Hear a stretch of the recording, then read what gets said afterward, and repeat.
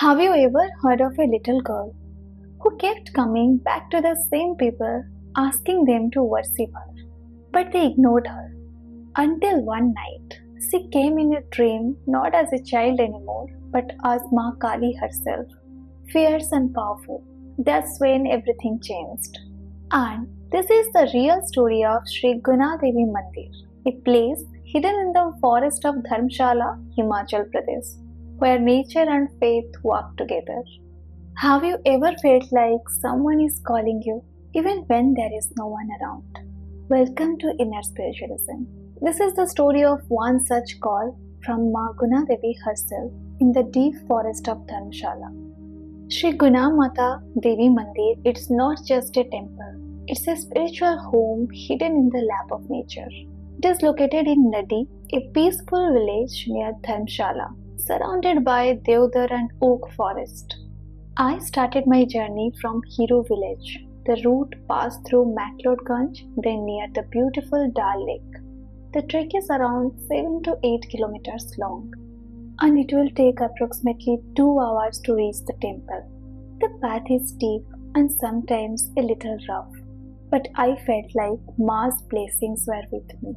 Even when I got tired, something inside kept pushing me forward.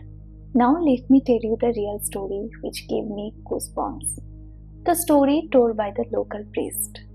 Many years ago, the priest's ancestors were going for farming, and there they saw a small girl standing quietly. She said, "Please worship me," but they didn't listen. They just walked away. She kept coming again and again. One night, she came in a dream, but this time not as a small girl. She appeared as Maa Kali in her full form, powerful, divine and fierce. She asked them to build her a temple here, worship her and she will protect this land. And so the villagers began worshipping her. That's how this temple was built, long back. But here is what very few people know. The local priest shared with me. Ma didn't just appear in dreams.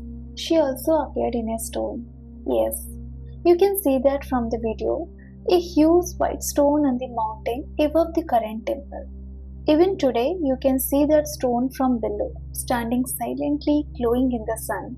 The priest said that's where her real energy lives. That's where the original energy is there. Ma said in another dream, "Let me live up there in peace, let my devotees worship below." So only a few makes the 2-hour trek up to the hidden sacred spot, but nobody can trek up to the stone or touch that stone. And I was blessed to see it. The trek to Guna Devi is not easy, but every step feels special. The forest is calm, quiet, yet alive. I saw Himalayan birds, a few monkeys, and heard that bears sometimes cross the path. I also saw a few nomads living in the forest, simple, peaceful people. But the best part? The sound of the vast river flowing below. It feels like Maa's voice, flowing, calming, and watching over us. Every time I felt weak, I said, "Ma, give me strength." And believe me, I reached the temple without even realizing how far I had come. Standing at the temple with the mountains behind and river below, it felt like time stopped. The wind, the trees, and the silence. Everything felt like it was part of Maa's energy. She is not just in the idol, she is in the path, she is in the forest, she is in the river. I came here as a traveler, but I returned with something much more, peace and blessings. If you ever feel lost or low, maybe this is the place where you will find answers.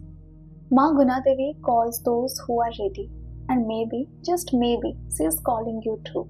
Thank you for watching. If this story touched your heart, please subscribe to Inner Spiritualism. I will keep bringing you such divine journeys and real stories from the soul of India.